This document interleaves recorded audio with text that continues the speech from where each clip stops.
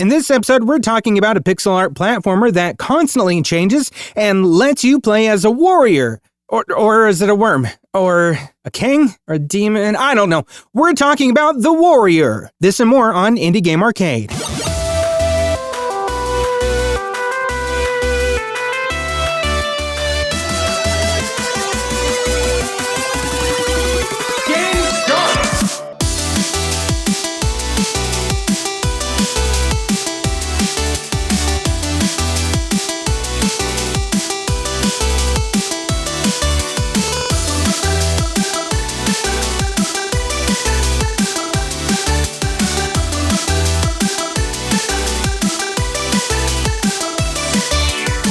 Welcome to Indie Game Arcade, a podcast that deep dives into the latest and greatest indie games. My name is Chris. I'm Joseph. If you like this very fake energy I'm bringing right now, I am so sick right now. But I still was just like, hey, we're talking about this thing. And I'm like, okay, hang on. I'm going to go barf. Normally you're at a 9 and you're trying to turn it up to 11 while sick. So it's like, yeah. I'm trying to overcompensate because I've been barfing all day. Well, let's hope you can hold it in while we record. Oh, yeah. I've gone 2 hours now, so normal day. It's a record. So we're good. Oh, God. All right. Okay. Let's talk about this game. Yeah. Game start. So The Warrior was released on August 1st, 2025. God damn it. Let me start that again. So The Warrior, shut up. So The Warrior was released August 1st, 2025, developed and published by ThornDuck. What a cool name. Retails for $4.99. I think it's $4.99. Or is it $5.99 and it's on sale? I think it's $4.99. For a quick description, The Warrior is a short, unique platform adventure where the protagonist, story, and mechanics constantly shift. You control a rotating cast of characters, legendary warriors, giant worms, greedy kings, lazy demons, each offering a distinct gameplay segment and perspective. So this was one of the ones that you wanted to bring to the show. Tell me all about it. Yeah, so this one is a game that I didn't know what to expect from. It just had appealing pixel art to me, and I saw that there was something to do with a shifting narrative of which character in the story you're playing as. So what that kind of amounts to is you're switching roles pretty consistently. Like you were saying, you begin as the actual warrior, but then immediately start changing. And I don't want to talk too much about it because it is a very pocket-sized experience. I've beaten it a few times now because it does encourage you to do so with with how fast it is, 2, with how smooth the gameplay is, and 3, just some really cool hidden stuff that I would say is probably Animal Well adjacent in that they don't tell you or even hint at some of the stuff really, or you might get clues, but nothing is outright hey, click here. Or it's not like Atreus from God of War being hey, there's a platform over here. We should reach up there. Hey. Nobody's yelling at you. Nobody's telling you to listen. It's just all it just all kind of naturally happens with the story. And I will say this one thing, and it's not super spoilery because I won't say where it is, but at a certain point I got literally Rickrolled. This game actually sent me to a Rick Aston video. Rick Astley? Rick Astley, yeah. Video, and I got Rickrolled by this game. What? Yeah. That's crazy. Yeah. So that's just the kind of level of things that are happening in here that are very meta sometimes. And there is a certain boss that I won't say what it is. It's somewhat hidden of a boss, but it was super challenging. And that's what, in my first run through of this game, I encountered it and I was like, oh man, this is really hard in a way that appeals to me quite a bit. You don't ever have to fight that boss. You'll miss out on the achievement/trophy, but I would say it was definitely worth it. And it felt really good to finally overcome it. And in total, one of the achievements, one of the trophies is beat the game in 42 or under 42 minutes. So I would say I probably clocked in around 30-ish if I'm just skipping cutscenes and kind of just running through it after I had already done it once or twice. Yeah. And so you can get through this very quickly, but it does it is kind of worth looking around and kind of seeking out different things within the story or within the game that you might be like missing, or you might not even like pay attention to the first time around. Yeah, I got to play it for a little bit just before we got on the call. And one of the things I really appreciate about this is the level of humor that it brings too. Like, I think that juxtaposed with the very, very tiny, like sprites and stuff. So it's like a pixel art game. But when we're talking about, aside from the worm, everybody's like pretty small. And so they're like these tiny, tiny little, very squarish looking characters. And like, there's just something funny, for one, about how small they are, especially like when you die. It's just kind of funny to see like if something hits you and you go flying across the screen, especially like on that first boss or something, like when he hits you with his like eye beam or something and you just go flying off. That's pretty good. But like the transitions from like character to character are usually something very funny. And also like, your first playthrough, extremely unexpected. Especially the very first one, which was like, it caught me off guard. Like I knew there was going to be a transition. I didn't expect it to happen the way it did and so abruptly. And that made me laugh out loud. It was very, very pleasant. Yeah. You don't really see them coming your first time around. And even once it happens, you're having to switch up your gameplay style entirely. It's not like... Oh, it's totally different. Yeah. Yeah. So it's so many different styles blended into one. This feels like an experiment more than it is like an actual game, but it is still like a pretty solid game. Like I said, for a like really pocket-sized experience, I had a great time with it. And like I said, I was encouraged to play it multiple times because I was like, let me see what I'm missing. I'm sure there's some other little secrets here that I just didn't even think to look for the first time around, because I'm so used to being like at least partially guided by things like a crack in the wall or, something glowing over. And this one, it's like you might see some like symbols carved in the background that may or may not mean something. At one point, I ran into a literal like directional code, like up, down, down, left, right kind of deal. Oh yeah, and it didn't tell me like what to do with that or when I would need it, and I couldn't do anything with it on the screen I was on. So I was like, I'm gonna take a picture of this so I just have it on hand. And it came to a point where it was like, oh, this thing that I like later on in the game, I encounter something that does have like directional things like that doesn't tell you what to do or anything. And I'm like, oh man, I'm going to try to use that thing that I remembered from earlier on this. And it unlocked the secret things. I was like, oh, this is so cool. Just how it's all tying together, but it's not holding my hand. That I appreciated so much. Yeah. And I like too that it's not, this is a game that on the surface, like when you first look at it, looks like it's just going to be kind of a platformer with maybe some light, puzzle solving to it, which there is some of that. But like when you were talking about how the gameplay varies wildly between like the different characters that you're playing, like, I mean, complete different, like almost even a different genre when you get to like, let's say the worm versus like the warrior or the king. Like the worm, it's purely like a puzzle solving thing. And that's really, really interesting. And like one thing that too, I was kind of surprised to see you bring this, because usually like the puzzle things aren't usually like your go-to. And so like I wanted to know from you too, like, did you know like what this game was when you dove into it and everything at first? Or were you kind of surprised by what the game brought? I was surprised by all of it. I went in just because I liked the way that it looked graphically, and I saw little dudes running around and like fighting big bosses. I was like, okay, this might be up my alley. If it were too puzzly, then I probably would have like, shied away from it. But this was a good blend of things where it's like there's light puzzle solving, but the real appealing part for me, and it's not even like the gameplay part, like that's fine and it switches up all the time and it's like it's solid for what it is, but it was the hunt for secrets. Like those are the treasure of this game, where all the little things that it doesn't talk about, you don't ever have to do, but they're there and they are hinted at, but it doesn't tell you, it doesn't guide you. And that's what just like piqued my curiosity and made me continue hunting for those.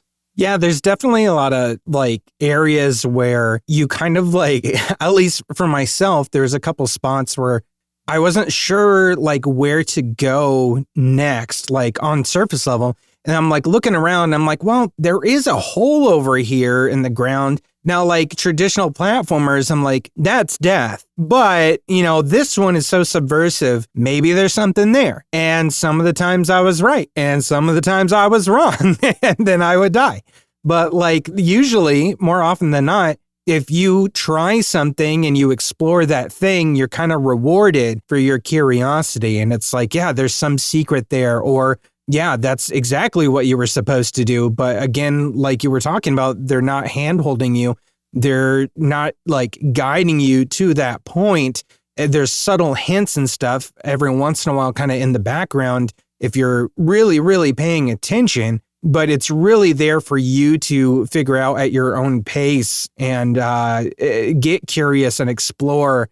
And I love that about this game. I think it's phenomenal in that respect. Yeah, this is one that it's a simple enough game that like anybody could pick it up and play all the way through it. It's got like challenging enough aspects of it that you don't have to do, but you're encouraged to, just if not even if you're a completionist, because there's not even that many like achievements for it. There might be like 16 or something, but they're all very distinct in how you get them. I think there's one hidden one. I don't know how many, if there are other hidden ones, because I got a bunch of them already. I think I'm missing like 2 maybe.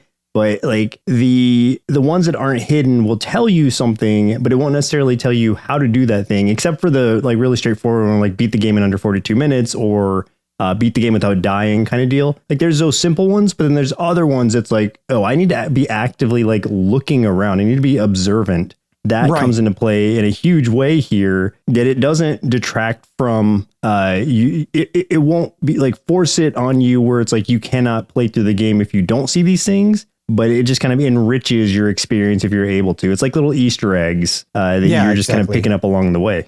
Yeah, and it kind of does like a little bit of that. I'm just trying to think of the words to describe it, but like in terms of like other games, like it gives me a little bit of a UFO 50 vibe and I'm stretching this a little bit, but just in that way of feeling subversive while also remaining very simple. And I think that is something that I've been seeing a trend in that lately this year. And I like that trend, and I like seeing these simpler, almost like stripped down mechanics and stuff like that. And I think that that's allowing for a lot more creativity in the space and giving us things that we've never seen before. Did you get to the plant yet? I think it comes right after the king. Okay. The plant plays in such a cool way. Like that made me really switch up how I was trying to control anything. Like I said, everything is just like a different control scheme.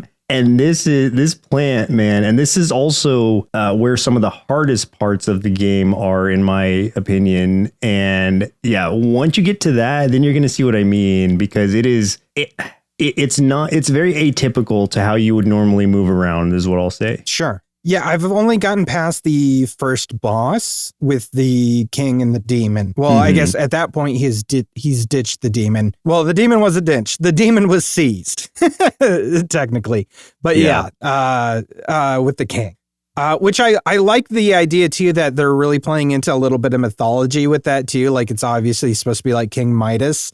And it's just such a clever way of doing puzzle solving by like this little guy jumping around, turning things into gold. Like, especially, I love that part where you're literally in hell, but like you're jumping from like those different like lava geysers and like you're turning them to gold as you're landing on them to be able to get across. That was so cool. I love that idea. Yeah, there's just so many creative ways that they're using all of these different characters that they have and gameplay styles that they have, that it's like I wouldn't have even thought of it, or it's like I might have thought of it, but I wouldn't think they would try it. And it's like, oh man, yeah, they've really like stretched this thing and are experimenting in a way that I'm really enjoying. So it's not one that I can really play much more of, just because like I've probably almost 100%ed it. But the time I have spent with it for like $4.99 is crazy valuable. Like I think it's definitely worth the price, and I am excited to see like what else this creator does, ThornDuck. Yeah, it's kind of mind-blowing, honestly, and definitely one of those hidden gems out there that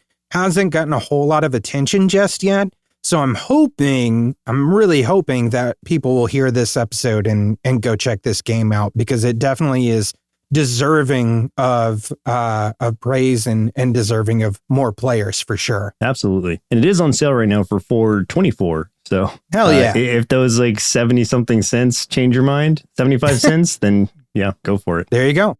Power up. Hey, if you're enjoying this episode so far, do us a favor and throw us a like, a follow, share the episode or the podcast with folks who love indie games so we can get more of these indie game recommendations out there and support indie game devs. We also have a YouTube channel at youtube.com/nerdsloth where you can catch us playing more indie games, or check out our top 5 and top 10 series for even more indie game recommendations, because we believe there's an indie game out there for everyone. Combo! Let's talk about some other indie games we've been playing this week. I've got 2 that I would like to bring to you, my friend. Passant, a chess roguelike. This came out on the 11th, developed and published by Mark Makes Games. This is a chess-themed roguelike that kind of really throws a lot of the rules from conventional chess out the window. Like, you've got fewer starting pieces, unique win conditions. This is Balatro for chess, essentially. But it's like super fun. If you like chess, even though this changes a lot of stuff about chess and the rules kind of go out the window to a point, I think this is like, for someone that likes chess, like I really enjoy playing chess, you would really enjoy this game.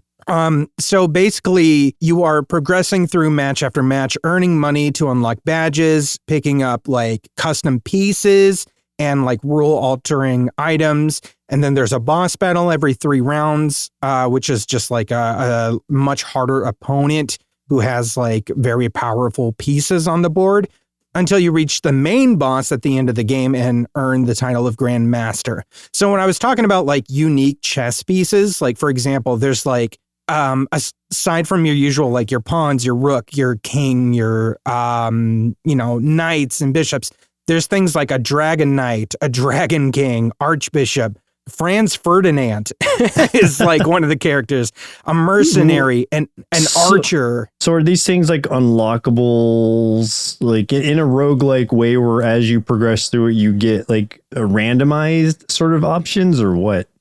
Yeah, so there's a little bit of both. So there's like unlockable things, and then there's also like you're earning this currency, you're earning coins that you can use to like purchase things too. So,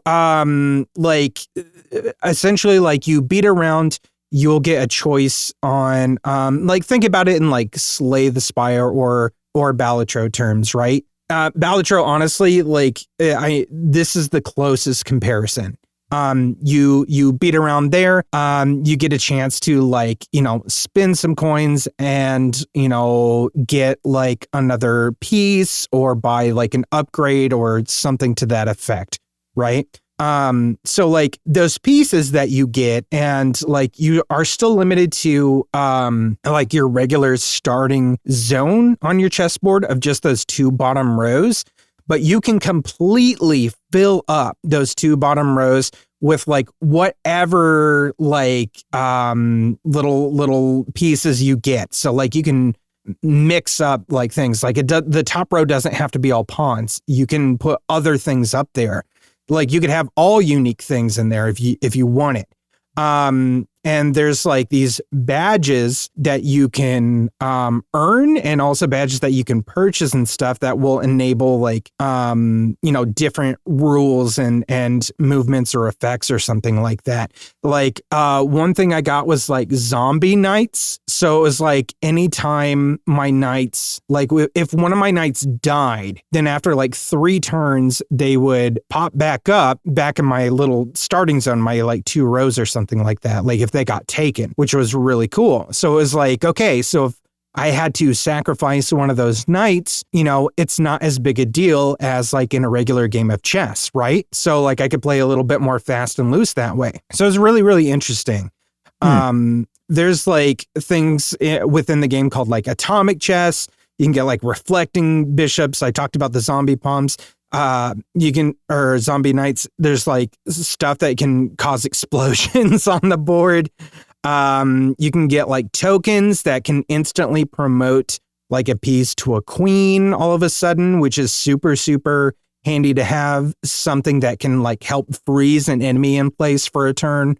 There's like all kinds of different like variations and stuff that you can do with this. It really changes the game of chess into like a completely new strategy, and one that's different every single time you play. And that's what I've really been enjoying about it, is that every time you go in, like, I don't know what to expect, because there's going to be the RNG, not only of like what I'm going to have available for me, but the RNG too of like what the AI is gonna have and go against me with. So it's a lot of fun, man. I was having a blast with this. It's really fascinating. The idea, I mean, it, like you said, it is just Balatro chess, but it's fascinating that someone was able to come up with something this quickly and like in wake of Balatro, and just have it look pretty solid, at least from what I'm seeing in the trailers. Yeah, it's really cool. There's also like multiple difficulty settings too. So it's like, it's pretty, I would say like, it's smart in the way that like, if you like chess, or even if you're like new to chess and you're just like, oh, I've never really gotten into chess, but like this game looks cool, because the rules are like so different. Like this has a really good way of like weighting you in. And then you have those like, beginner difficulty levels that you can use. And then there's like, more advanced difficulty levels too. I think there's like 3 or 4 difficulty levels. I want to say 3 that you can choose from once you go in. So you can go in, you can do the tutorial real quick, which is literally like 3 rounds. Then you understand exactly how this game's going to play. And then it just lets you pick, okay, what difficulty do you want for your run? And then you just jump right in. And yeah, it's a lot of fun. I had a great time with this, and I can't wait to play more. Cool. Yeah, putting it on a wish list. The next one I played was Fallen City Brawl. This is going to be releasing on the 16th. This is from Fallen City Studio. This is a classic arcade-style beat-'em-up with a little bit of a modern polish. It is like light and heavy attacks, grapples, throws, and running attacks, specials. There's some pros and cons to this one for sure. So like this feels a lot like the original Streets of Rage. I mean that in both the positive and negatives of that. So like if you are jonesing for like that nostalgia trip of the first time you played Streets of Rage, this is going to feel a lot like that. It looks the part, it feels the part. It has this like grungy 80s Urban Decay vibe with like some like neon flare and stuff to it, like in the text that pops up for damage and power-ups and things. And it has like a cool, like it's a very lightened story, but has really good music and stuff. I mean, classic Streets of Rage right there. But as far as like mechanics and stuff goes, very incredibly basic, which if we're going back to those like very, very original, brawlers like that, like from, I think the original came out in like 91, I believe. It's like, you only had a couple moves and that's pretty much it. It's really, those were developed for like arcade machines, right? Like to be a little bit of a quarter muncher. It feels a lot like that. Like there's not a whole lot of mechanics to it. So it's kind of like in a world where you have Streets of Rage 4 or like River City Girls or Double Dragon Gaiden, it had me personally wishing that more of the buttons I had on my controller did more things, but it was still like a really, really cool homage to those very, very first original like side-scrolling beat-em-ups. So if you like really want to be transported back to those simpler times of the early 90s, this is a game worth checking out. Yeah, just looking at some of this here, it does seem pretty basic, but I don't mean that in a bad way at all, because like there's a beauty to the simplicity of that, where it's not overcomplicating something that is literally just you like walking across the screen, like beating the crap out of people. Like it doesn't need to be a complicated thing. It looks like you can pick up weapons. You have special like screen clearing abilities. There's 4 characters to play as. Like that's really all you need if you're looking for that kind of thing. I would argue that something like River City Girls is a great game, but sometimes like tries to put too much in there. As far as like you got like mini games, you just have to navigate through all this with the mini games and everything. And it's like sometimes I just need something like this. So this feels like a good game for that kind of chill, like play a round or two and then just go do whatever you're going to do without overcommitting to something. Yeah, it'd be a great like couch co-op game, especially like, you get your buddy, especially like someone that you've like played games like this back in the day. Like this would be a good one to sit down and play with. And it does look like it does like split screen co-op or share screen co-op too. So you can play this multiplayer even locally. So that's great. Yeah, exactly. If I had any other criticism of this, I would say that like I think that the foreground blends into the background quite a bit as you're playing it. So like the screen just gets like really, really busy at times. However, like I love the look of it regardless. Like I love the character designs of this. I love the use of color and everything.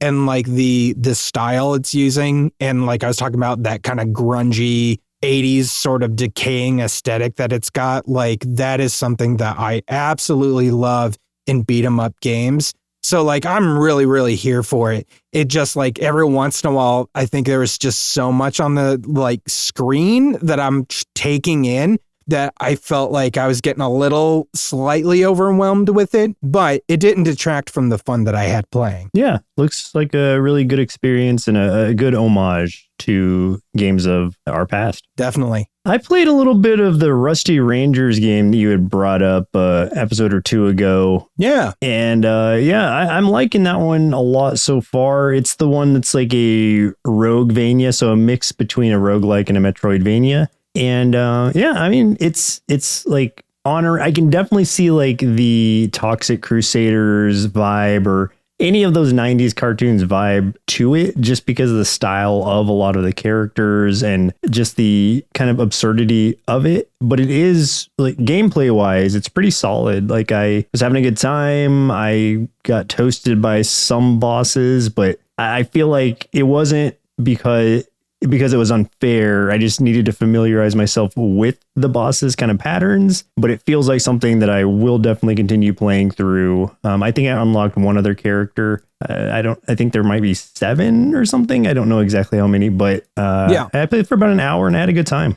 Yeah, I like the first boss is pretty easy to get through as long as you're like hopping from the hook to hook and hook.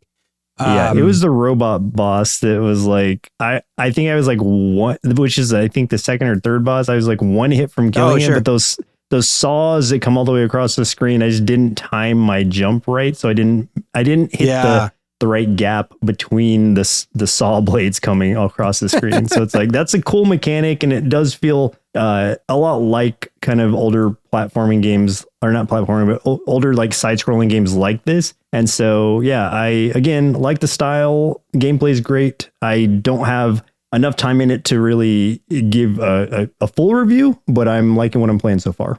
Yeah, I had a really good time with it too. I really enjoyed the style again, from last week. So, it's definitely one that I think deserves more attention as well, just like the Warrior that we were talking about earlier. Yeah. Played a little bit more Ninja Gaiden Ragebound. Still fantastic game. I keep getting distracted by all these other games, so I just need to commit to finishing Ninja Gaiden. I don't feel like it's a super long game, so I don't think that will take too much time, but I just got to sit down and do it. But I'm loving what I'm playing so far of it. Heck yeah. Final round! Let's talk about some upcoming indie games we're excited about. I only have one that I want to mention real quick. This is The Girl from Arcania. I don't know if I'm saying that right at all. This is supposed to come out this month. This is on the 21st of August. This is an action RPG Zelda-like starring a warrior girl and her pet capybara. So like all I needed to see was the description of this game mentioning Zelda, and then there's a capybara in it, and I'm all in. Like it just looks great. I'm very excited for this one. It's coming out very, very soon. So I'm hoping to get my hands on it and play it, and then maybe this will be one that I'm talking about in a week or two if the stars align. So yeah, I've never gotten to play a game with a capybara, and they're one of my favorite animals, so I can't wait. Nice. For me, one that is not one I'm looking forward to, just one that just came out that I picked up on a whim. I'm not looking forward to it, but it's because it's already out, is what I'm saying. And so it's just one I haven't played yet, which is Yokai Tales. And that is a roguelike JRPG set in Japanese folklore, where you're basically playing as Tanuki, and since they have like transformation abilities, they are transforming into different sorts of yokai to fight whatever yokai you're facing.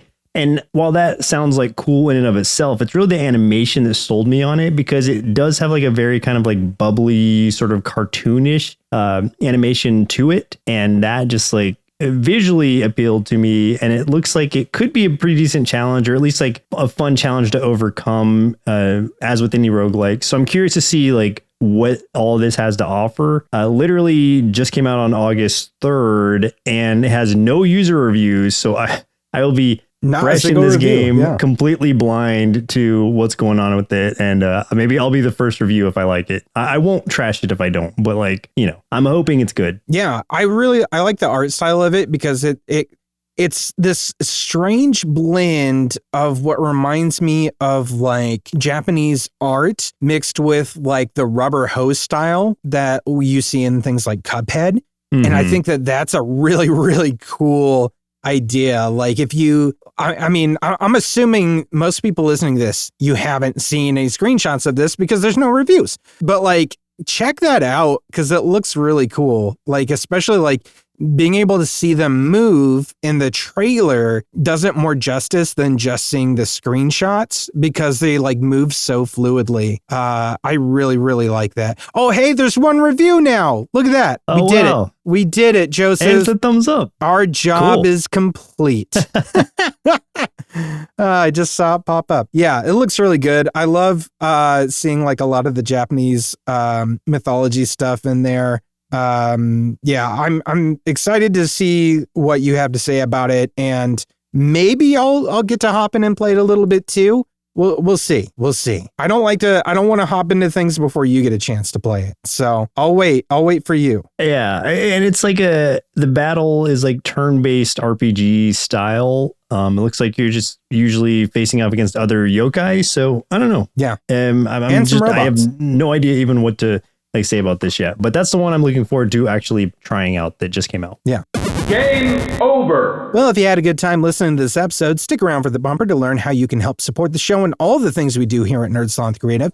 You can also check the show notes for our link tree, which will take you to our social media, Discord, subreddit, merch store, and tons of other cool stuff. But get in touch with us and let us know what indie games you're playing and help us elevate these games so we can help support indie game devs. But that's game over for us. My name's Chris. I'm Joseph. And we'll continue on the next episode.